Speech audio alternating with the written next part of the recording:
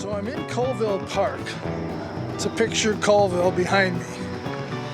And we're gonna do the story of Colvill and the Railroad War of 1871.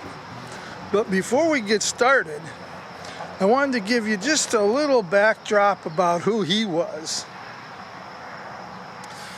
He was an attorney in Red Wing when the Civil War started. He was at the Great War meeting. He raced a man named Abraham Edward Welch, and everybody in the neighborhood here called him Edward. They raced to the table at the end of the meeting to be the first ones to sign up. And Ed tripped, and Colvill grabbed the pen, saying, "You're next, Ed." So Colvill was our first volunteer here in Goodhue County to sign up at the Great War meeting.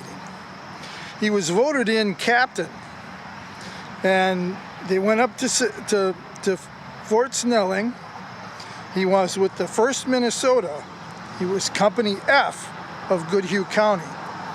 1st Minnesota, and he wound up colonel of the 1st Minnesota by the time the Battle of Gettysburg happened.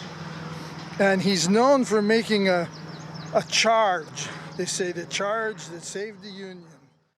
82% was lost. He wound up being a hero, coming back to Red Wing and living here until he moved up north to Grand Marais, I think it was. So that's just a little bit of the history of who he was. He was a real prominent person in town. Everybody knew who Colvill was, you know. So I'm going to bring you up now, and I'm going to show you where his house was. Now, if we search back through history, if you can find an old directory, you might find that he owned some property on Bush Street in Red Wing. But for most of his life, while he was in Red Wing, he lived in this house that I'll show you a picture of in a few minutes. And that house wound up being torn down when they put in Route 61.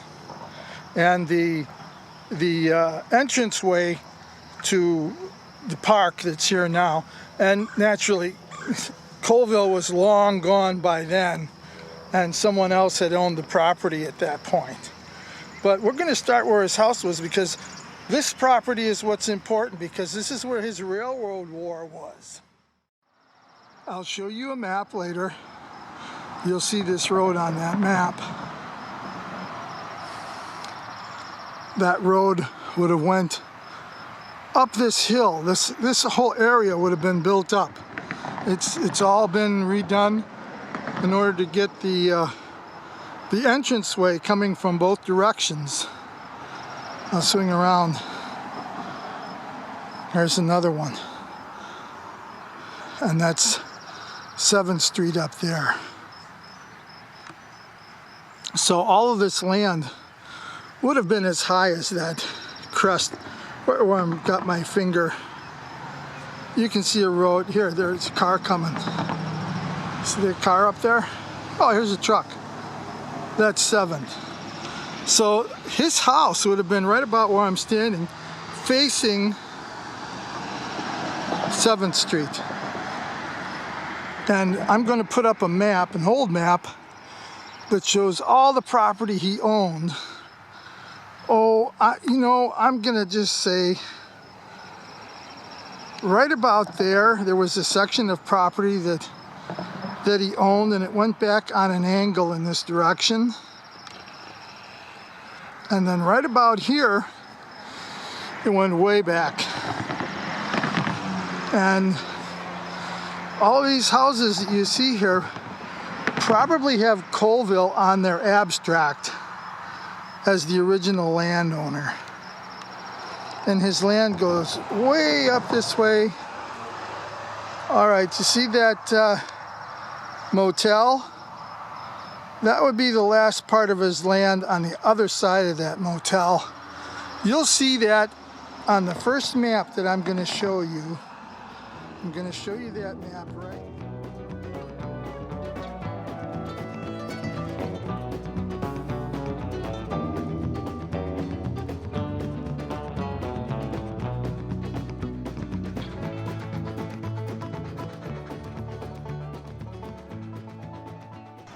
Okay, so I'm standing on 7th Street. I think you can see that motel sign down there. That was on Colvill's property. The armory was on Colvill's property. All of this is Colvill's property.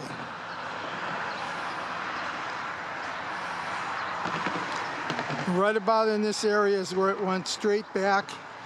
And this section over here is that little small triangular section he owned. You can see how high up this road is.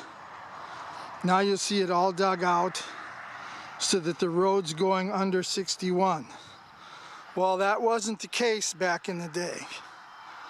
61 wasn't there. All this land was filled in, and Colvill's home sat right about here. Right about here. So his house was torn down, probably the approach here, and part of 61 is where his house sat. So now we've got some background, we've got some history. I'm going to show you a picture of his house. When I show you the picture of his house, I want you to notice that it's on a flat spot on a hill. And when you look over the house, over to the side on the left, you can see the trees down the hill, and that is what is today Colvill Park.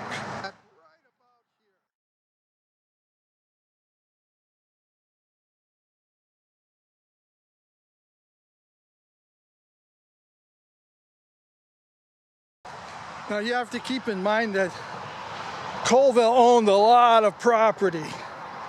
He had property all over the place. He was the city attorney for Cannon Falls for a while. I've even lived on one of his pieces of his property. So,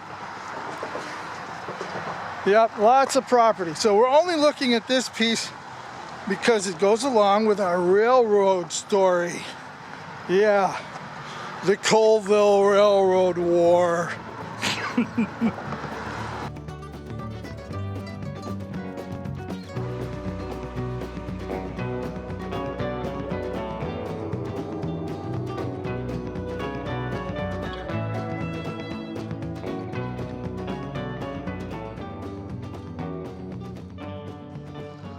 So 7th Street is back that way, over the top of that hill. This is the railroad tracks we're talking about. They've been reworked also.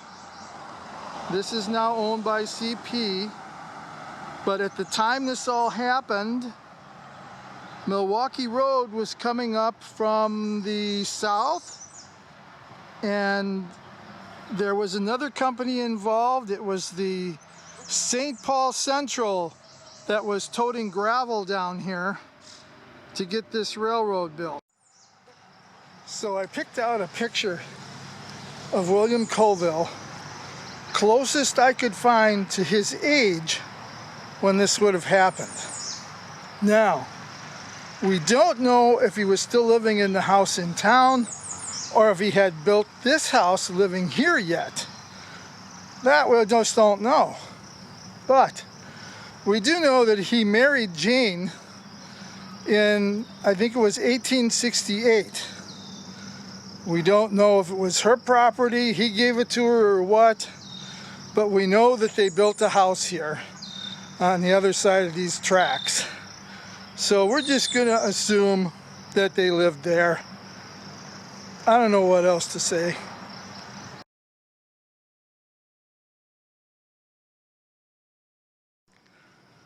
So the railroad's coming through and they condemn his property.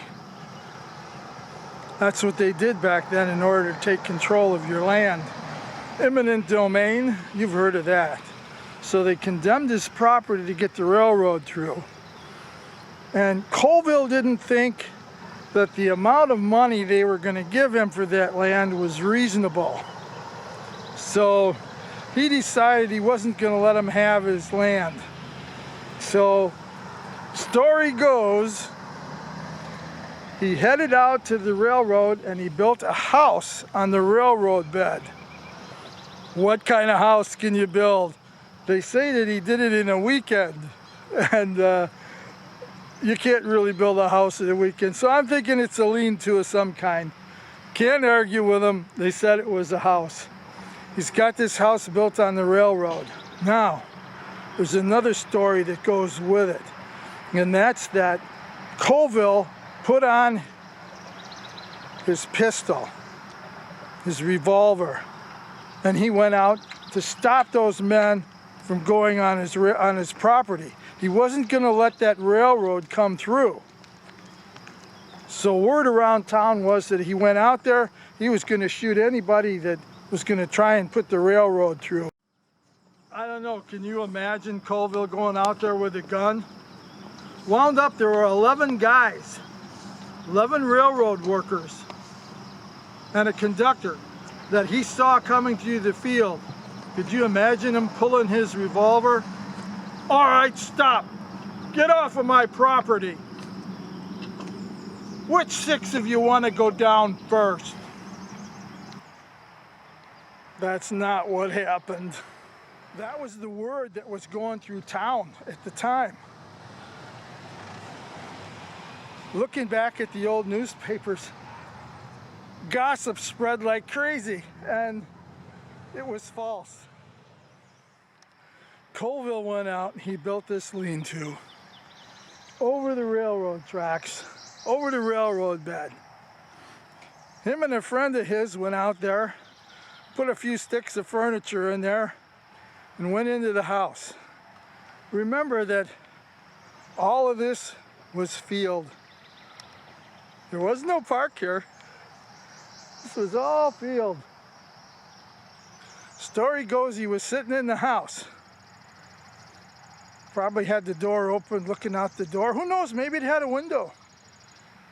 And he saw these 11 guys on his property coming up towards him. So he goes outside and he tells them to get off of my property. And he turns around and he goes back in the house. Well, those guys weren't going to leave. They went up to the house. They tried to get Colvill to come out of the house. He wouldn't come out of the house. So they tore down the house on his head. That's right, they tore the whole house down. Colvill did not bring his revolver out there to shoot anyone. He brought it out there in case he needed it for protection. That's right. So after they tore the house down, Colvill goes back into town, tells the Red Wing police chief what happened. Well, they arrested all of them. That's right, Colvill had them put all in jail. Wasn't long though, and they got bailed out. And Colvill had to go to court over this land. Wound up in the end, he lost his land. He knew he would. But you know what? He got a lot more money for it than if he hadn't have done this.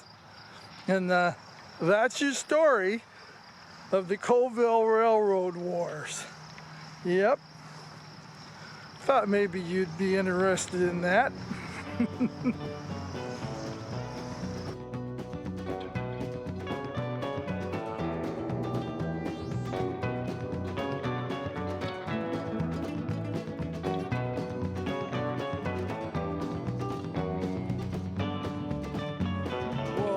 If you're a Colvill buff, a Red Wing buff, or a railroad buff, but I just love this history. I just love it. Yep, that's great railroad history, and I wanted to share that with you. I hope you enjoyed it, and I'll catch you on my next one. God bless all of you. Look at that. There goes the train through his property now.